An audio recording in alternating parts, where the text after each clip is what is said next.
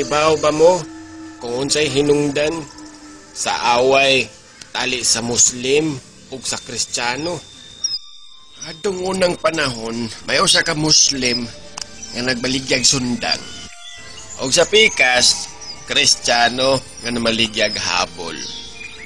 Kusog ang negosyo kaniadto sa merkado. Og silang duha higala. Ako mismo kita sa ilang pagkaamigo. Apan ang nakabate, ang ilang panaghigala ay giguba tungod lamang sa ilang baligyang sundang og habol.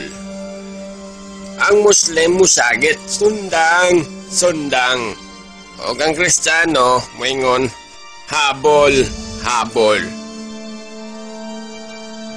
Og didto na namugna ang ilang away. Kay nagtuo man ang Muslim nga ang gihisgotang habol sa Kristiyano mao ang iyang gibaligyang sundang. O sara katigbas, patay ang Kristiyano. Ug ang tanang tao nialibwag. Nibarog ang Muslim atubangan sa patayng lawas siyang amigo nga Kristiyano. Og ningon, ingon ka habol, hait man lagi. Og tungod adto, nagsugod ang patay tali sa Muslim ug Kristiyano. Munang ako di ko gusto nga mag-unay ang mga tribo dinhi sa Sugbo. Respeto kada tribo. O karaway-away atong putlon ang mga garbo sa usag-usa.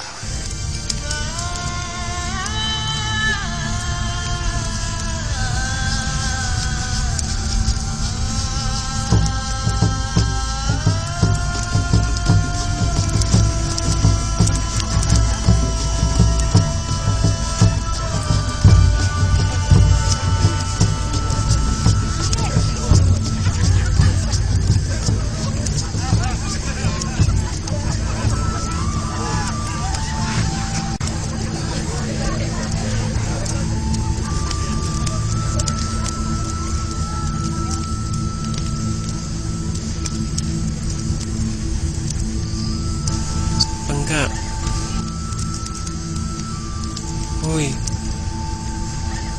tugpasad oy.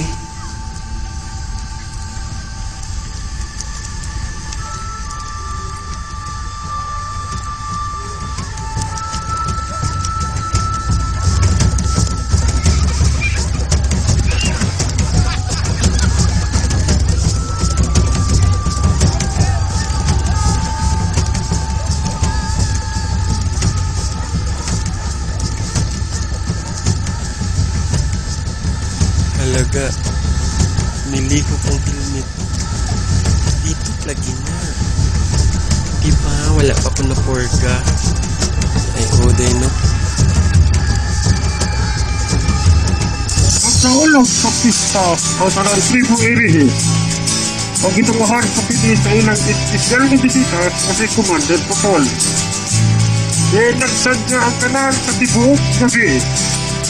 Pero nasa kutong pangilang kasadya. Maura pagkidi ang katapusan palingawan sa barangay Kinalungsan. Matali, ang umagsupay ng atong sugilano. Tapsil, ang pag-iitang inyong buha. I know what you're doing, I see it all too clear.